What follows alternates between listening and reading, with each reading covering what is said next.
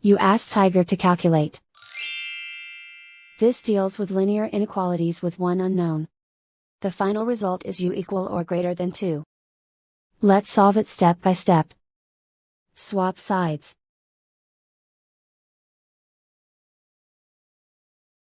Group all constants on the right side of the inequality.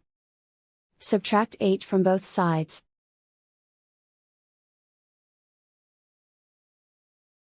Group like terms.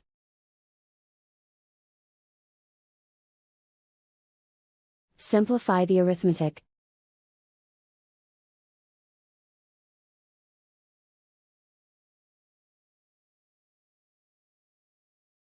Isolate the u. Divide both sides by 5.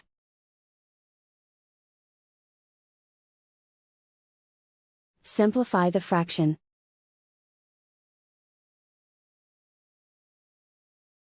Find the greatest common factor of the numerator and denominator.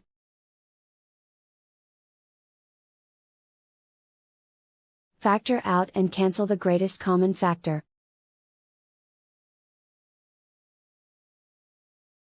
Plot the solution on a coordinate grid. And so the final result is u equal or greater than 2.